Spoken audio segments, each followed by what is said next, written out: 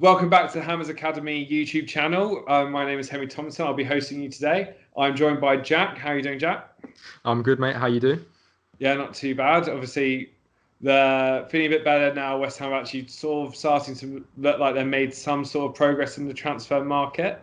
Well, we hope. Last night for us, as we're recording the day after, the SK Slavia Prague president, I'm not going to try to attempt his name, announced that Vladimir Coufal was going to be flying to London to complete a medical ahead of a €6 million move to West Ham. Coufal is a 28-year-old right back, a position that I'd probably say are desperately in need of right now, with Fredericks being injured for 6 weeks with his hamstring. And looks a very good signing if he's as good as Thomas Souček, and obviously Souček's recommended him, I believe. Will be great for West Ham and a great sort of addition. And I think all West Ham fans love a sort of Eastern European maybe thuggery to get behind as a bit of a fan pleaser. Jack, what do you think about the potential signing, obviously, as it's not confirmed as we're recording this? Well, I think if it goes ahead, obviously, which is looking like it will, I think it'll be a good signing, really. And for €6 million, you can't really go wrong. He's in his prime, and he's said to be like one of the best, not the better, if not the best right backs in that league, and plays well for the Czech national team. He's good mates with Souček, so I don't really see anything that could really go wrong with it. Yeah, I think one of the benefits of it is I think I saw that it might be like a 3-year deal, and the club will have an option of an extra year. Is if he is as good of friends with Souček as like we're sort of led to believe. Yeah. Because of how good Souček is, and depending where we finish in the league, I wouldn't be surprised to see clubs take an interest in Souček. But if he's got his mate at West Ham, it'll maybe make it a bit harder for him to be tempted to leave the club. Yeah. Yeah, I agree. I think he's a signing that we needed to make, especially after Fredericks went down injured.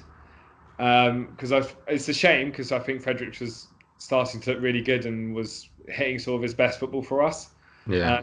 Since he's joined, like the games he's played and the progression he was making in them, I thought he was doing really well. His final ball looked a lot better. His crossing really stepped up, and I think it's a shame he got injured. But I think the club's has done well, has actually acted upon something happening to try rectify a problem. Obviously, signing a player will always drop players in the pecking order. So obviously Ben Johnson is a bit of a fan favourite, I'd say, on social media.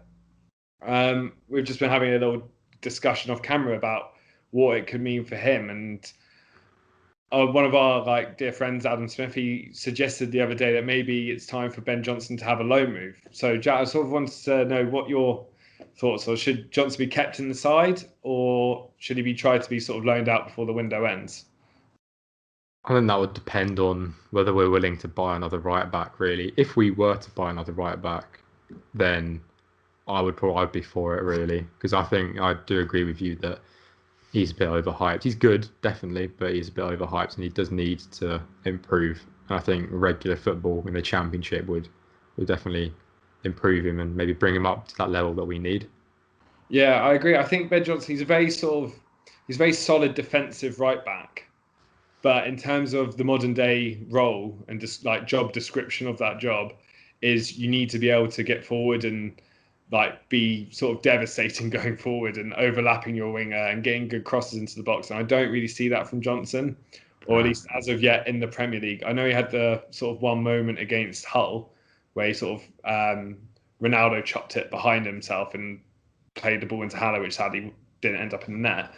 But I feel like he has shown glimpses, but he needs that extra game time and sort of guaranteed game time to sort of learn the skill as much as he can. So I think there is a player there, but he needs sort of guaranteed game time to sort of fulfill that potential and then come back to West Ham and go forward. I think I agree. I'd be very cautious to loan him out at the moment.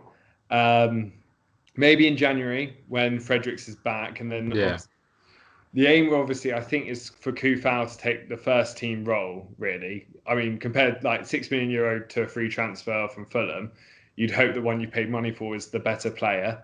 So you're hoping the pecking order would be like Coufal, Fredericks, and then youth academy. So if Fredericks, keep Johnson around until at least January, so Fredericks can get back fit, and then at least you have the backup in case something happens to Coufal, which I'm sure it inevitably will. Yeah. Have a habit of breaking players who've never been injured. I remember when Souček joined, he'd never been injured, and then 2 weeks, 2 weeks after he signed, he missed a game due to injury. So hopefully that doesn't happen. But obviously, if Fredericks gets back fit and they are both fit, in January I would look to loan Johnson out into like the Championship or at least one of the higher teams in League One, but preferably the Championship, because I think we've loaned a lot of players out to League One and we haven't really seen any sort of return from it. Yeah. So I would try to keep him to the Championship sides. Maybe one of the ones that are lower down in the league, so you'll have like a lot of defending to do. Maybe like a Blackburn someone like that, I'd say. Yeah, Blackburn would be a good club. Good shout. Oh, thank you. Moving on from Coufal, because we don't want to linger too much on it, because we're West Ham fans and there's only 4 days or 5 days left in the transfer window, and we need more players than just that. And one of the positions we've been linked with heavily is the centre-back role. And I'm going to quickly try off the top of my head list as many of the centre-backs that we've been linked with recently as I can. So starting with Nikola Maximovic from Napoli, Jonathan Tah from Bayer Leverkusen, Wesley Fofana from Saint-Etienne, who has now agreed to go to Leicester, I'm sure of, James Tarkowski of Burnley, Daniel Rugani from Juventus. I mean, the list goes on. And then obviously there's the guy whose name I always forget, Jack. Nikola Milenkovic from Fiorentina. Milenkovic from Fiorentina, who does look like a very good player. So, Jack, there's a lot more to that list. I'm sure we'll be missing a few off. If you could sort of pick three to have as that's my priority, that's second choice, that's my sort of worst case scenario. That's like my last check. That's my final option. What are the three you're taking? Ideally, I would have said Tarkowski, but that looks to be dead now. So I would say first I would have Milenkovic from Napoli. He looks great. So that'd be my first option. Second option would be Milenkovic from Fiorentina. From Fiorentina, yeah. Second option would be Jonathan Tah from Leverkusen. I think that would be like a loan to buy sort of deal. And then like my sort of last resort would probably be Daniel Rugani on loan. Either him or Antonio Rudiger on loan. Yeah, Rudiger's one of the other names. Yeah, I think you got that spot on, really. I think I've always liked Jonathan Tah at Leverkusen. I was surprised to see when he dropped out of the first team, because I thought he was a brilliant young player. It wasn't long ago he was linked to Manchester City and Manchester United. Looked really had the world at his feet sort of player.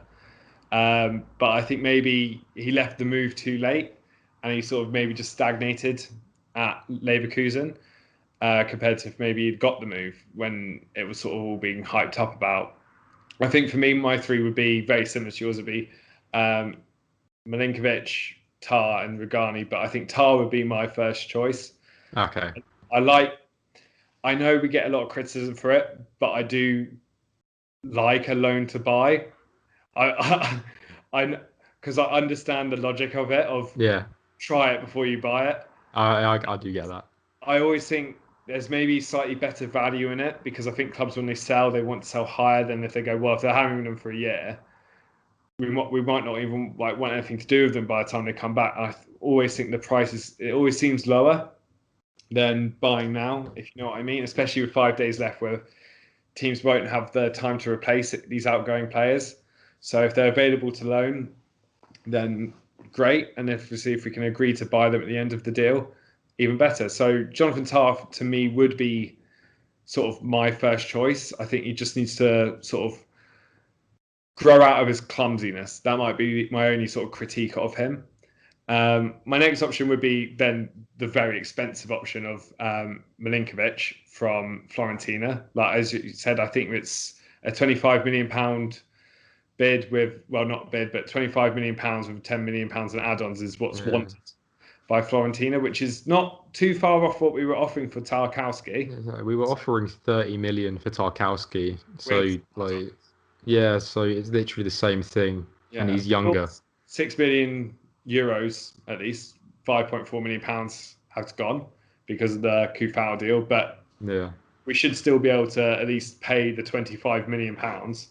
and add-ons aren't concrete either. Like Yeah, he might not like fulfill the requirements for us to pay the extra 10 mil. So yeah, it's exactly. Yeah, and I'm pretty sure probably one of the big add-ons will probably be like a sell-on fee.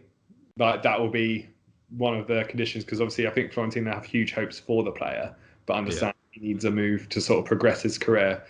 And Rugani, I think I do quite like. I think he's very much the same as Jonathan Tah in terms of it was only a few years ago he had the world at his feet, could have gone to most of the clubs in Europe, but yeah, supposed to sort of jump to and from Juventus and Empoli, where he went back and forth all for his youth career and into the senior career.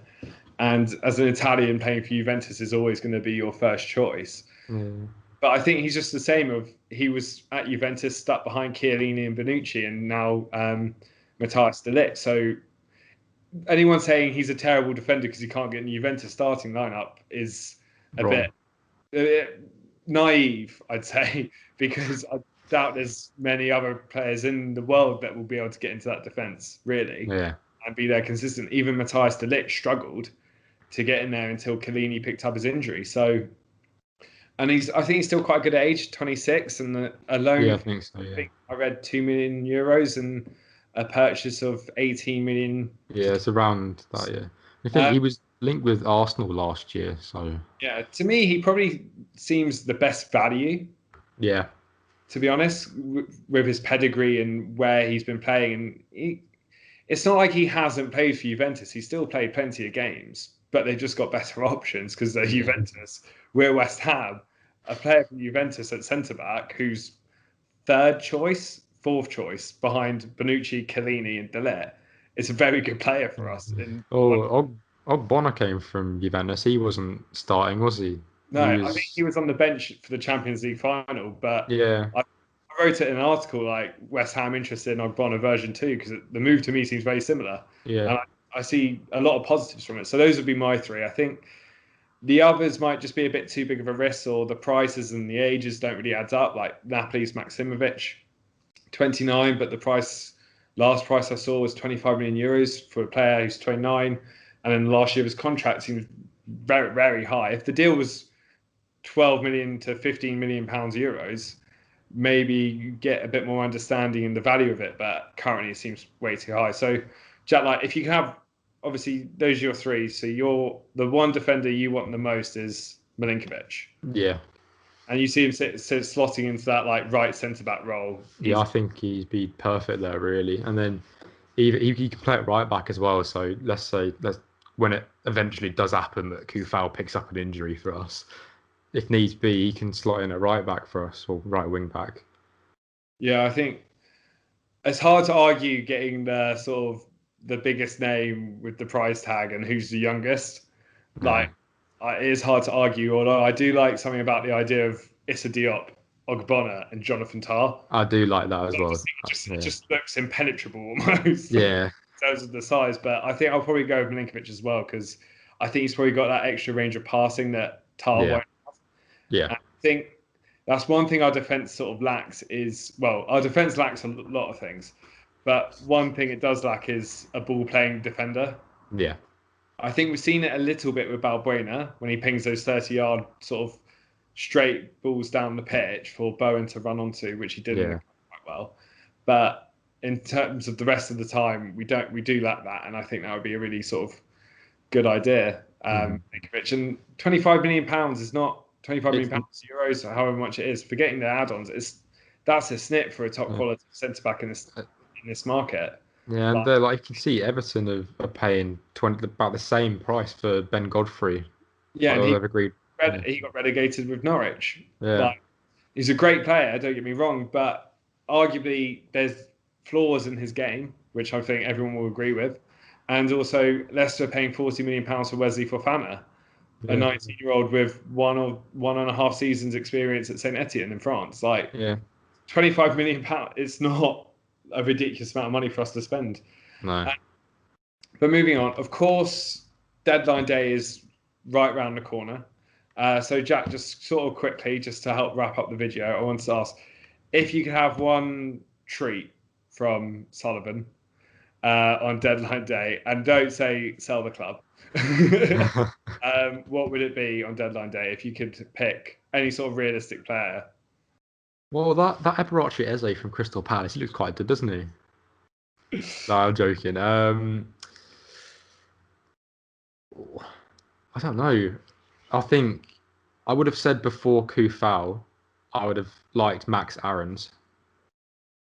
But now that we've got Coufal, I don't think that's probably going to happen. I'm probably gonna have to say Benrahma, really. Maybe like a loan to buy deal. It's lying at left wing. Could be a good deal. I don't know. But honestly, I'd much rather us just pay the money for Milinkovic or get Tar in. I'd be quite happy with that. Yeah, I think that's a sensible. It's a very sensible sort of. I'm going to go defender rather than an exciting sort of winger.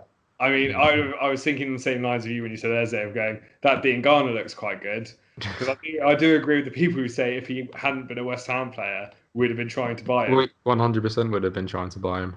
The same way with like Eze and Benrahma, he would have been one of the names linked with us.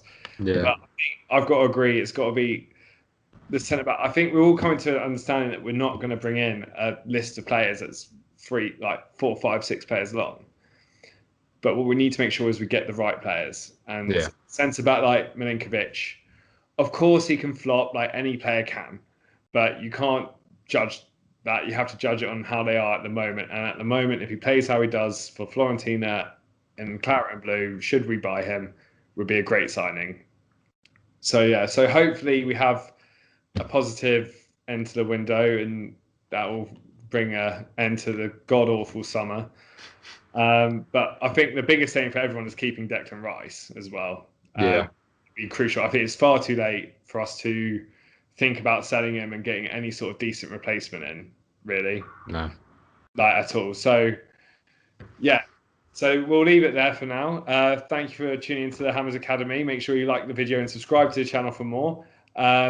As always, come on you irons. Nice.